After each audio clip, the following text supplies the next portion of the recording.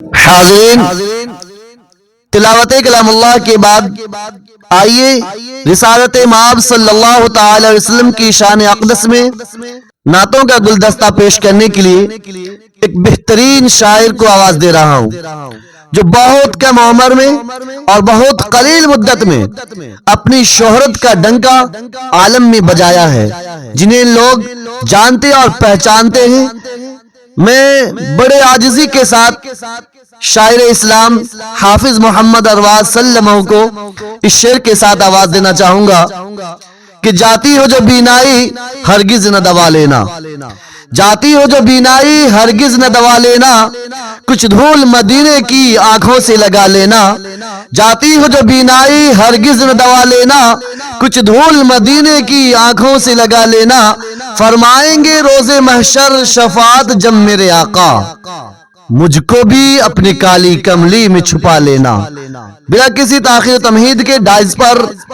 حافظ محمد ارواز صلی اللہ علیہ وسلم۔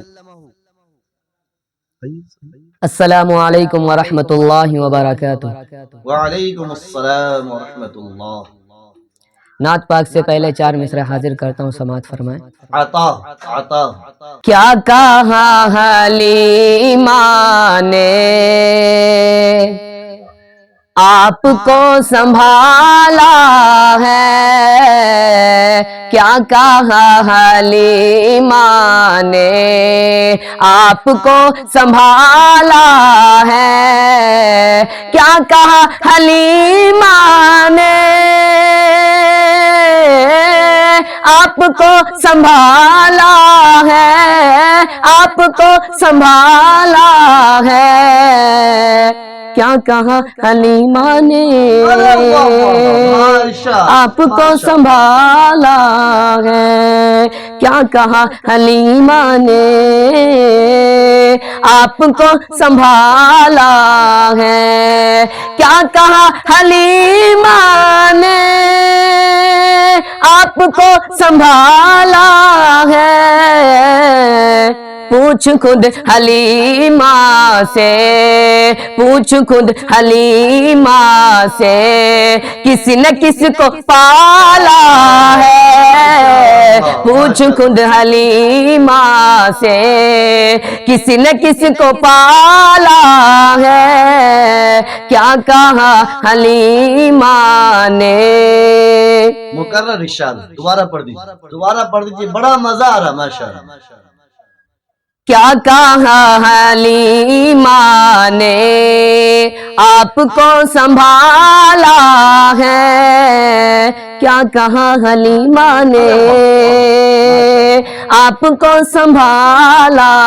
ہے، کیا کہا حلیمہ نے آپ کو سنبھالا ہے، کیا کہا حلیمہ نے آپ کو سنبھالا ہے، پوچھ خود حلیمہ سے، کسی نہ کسی کو پالا ہے، پوچھ خود حلیمہ سے، کسی نہ کسی کو پالا ہے، کہ اپنے جان دشمن کو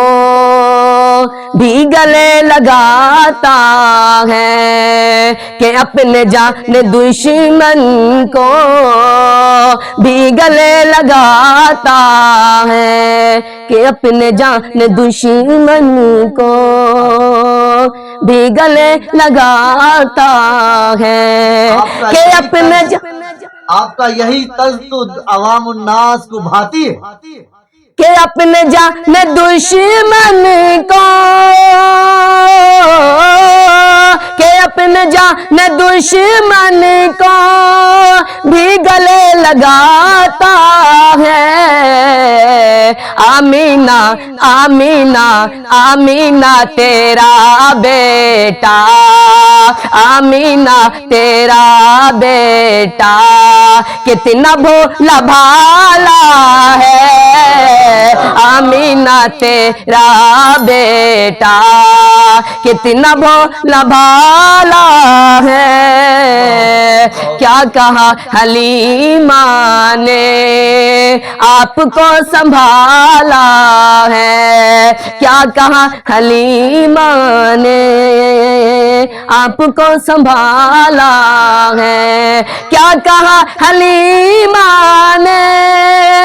آپ کو سنبھالا ہے، پوچھ خود حلیمہ سے کسی نے کس کو پالا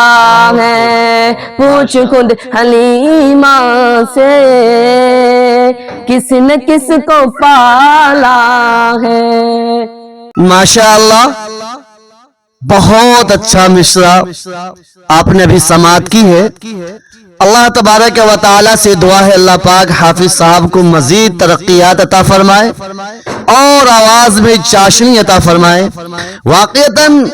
انہوں نے جو حضور پاک صلی اللہ تعالی علیہ وسلم کی شان اقدس میں جو کچھ کہا ہے، میں سمجھتا ہوں کہ برحق ہے۔ آپ کی انوار و برکات، حلیمہ جس وقت مکہ لینے آئی تھی آپ کو، اور آپ کے ساتھ حلیمہ کے ساتھ اور بھی لوگ آئے تھے مکہ، سبوں نے یہ جان کر آپ کو چھوڑ دیا تھا کہ یتیم ہے، اس گھر سے مجھے کیا ملے گا، عبداللہ حیات سے نہیں ہے تو مجھے اس گھر میں معاوضہ کیا ملے گا،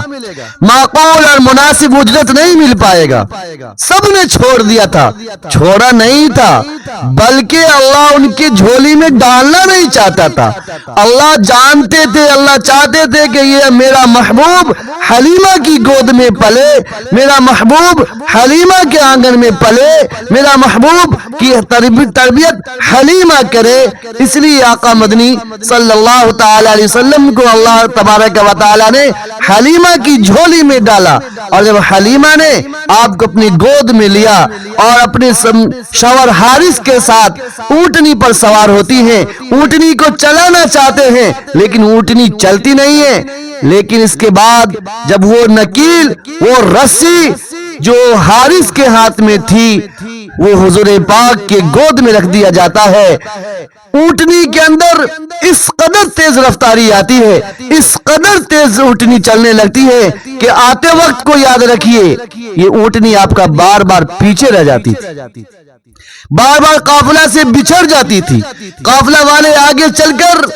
اونٹنی کا انتظار کیا کرتے تھے، حلیمہ کا انتظار کیا کرتے تھے، لیکن جب یہ اونٹنی اٹھتی ہے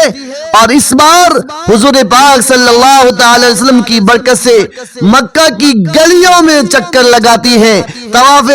کعبہ کا طواف کرتی ہے، اور اس وقت تک آپ کے ساتھ جو لشکر، جو قافلہ آیا تھا وہ روانہ ہو چکا تھا، نکل چکا تھا۔ بعد میں حلیمہ کا اونٹنی روانہ ہوتی ہے اور سب کو پیچھے چھوڑتے ہوئے دھواں اور گردہ اڑاتے ہوئے آگے نکل جاتی ہے۔ حلیمہ، آپ کی سہیلیاں، آپ کی دوستن، آپ کے قافلہ والے کہنے پر مجبور ہوتے ہیں کہ حلیمہ ذرا ٹھہرو تو صحیح، اتنی بھی کیا جلدی، ارے ٹھہرو تو صحیح، اتنی بھی کیا جلدی۔ حلیمہ نے کہا کہ آتے وقت اونٹنی کی نکیل ہمارے ہاتھ میں تھی، اب یہ اونٹنی کی نکیل یتیم نہیں، در یتیم عبداللہ کے لخت جگر، آمنہ کے آنکھوں کا تارا محمد کے ہاتھ میں ہے، میرا کچھ نہیں چل رہا اس اونٹنی پر۔ سب سے پہلے حلیمہ اپنے مقام پہنچتی ہے، دیکھتی ہے جو اونٹنیاں کے تھن خشک ہو گئے تھے، جو بکریاں کے تھن خشک ہو گئے تھے، تمام بکریوں اور اونٹنیوں کا تھن دودھ سے پر ہو گیا، لبریز ہو گیا۔ اتنی برکت دیکھی، اتنی مشاہدہ دیکھی، اس لیے کہا ہے کہ خود پوچھ حلیمہ سے کہ کس نے کس کو پالا ہے۔ حضور کے صدقے میں حلیمہ خود پلی ہے، حارث پلا ہے، حلیمہ کی اولاد پلی ہے، اور لوگ آپ کے گاؤں والے، حلیمہ کے گاؤں والے، شہر والے، محلہ والے کہا کرتے تھے اپنے چرواہوں سے، حلیمہ کی بکریاں اونٹنیاں جہاں چرتی ہے نا وہاں چرایا کرو، وہاں لے جایا کرو۔ دیکھو حلیمہ کی بکریاں کتنا دودھ دیتی ہیں، دیکھو حلیمہ کی اونٹنیاں کتنا دودھ دیتی ہے۔ لوگوں، حضور پاک صلی اللہ تعالی وسلم کی ذات گرامی کا مجسمہ، آپ کا ذات پورا کا پورا برکت ہے، آپ کی ذات پورا ہی برکت ہے۔ یہی حلیمہ کے بارے میں آتا ہے کہ جب حضور پاک کو لے کر جاتی ہیں، دودھ پلانا چاہتی ہیں تو آپ دائیں پستان سے دودھ نوش کرتے ہیں، دودھ پی لیتے ہیں، لیکن جب وہی حلیمہ بائیں پستان سے دودھ لگانا چاہتی ہے، پلانا چاہتی ہے، حضور پاک دودھ نہیں پیتے۔ آپ گود میں ہیں، یہیں سے آپ سبق اور میسج اور یہ پیغام دیتے ہیں ساری دنیا کو کہ ایک پستان میں دودھ میرا حق ہے اور ایک پستان میں دودھ میرے رضائی بھائی حلیمہ کا جو حقیقی بھائی ہے، حلیمہ کا جو حقیقی بیٹا ہے، اس کا حصہ ہے۔ حلیمہ کے 100% کوشش کرنے کے باوجود آپ منہ نہیں لگاتے۔ یہ دنیا نے دیکھا اور تاریخ شاہد ہے، حلیمہ کے سوالات، حلیمہ کے حروف تاریخ کے کتابوں میں رقم کیے گئے ہیں، لکھے گئے ہیں کہ محمد رسول اللہ صلی اللہ تعالی علیہ وسلم نے روز اول سے عدل کا، انصاف کی دنیا قائم کی۔ اللہ پاک ہم سبوں کو حضور پاک صلی اللہ تعالی علیہ وسلم کی سیرت کو، کردار کو، آپ کے طور طریق کو، آپ کے تعلیمات کو اپنانے کی توفیق عطا فرمائے۔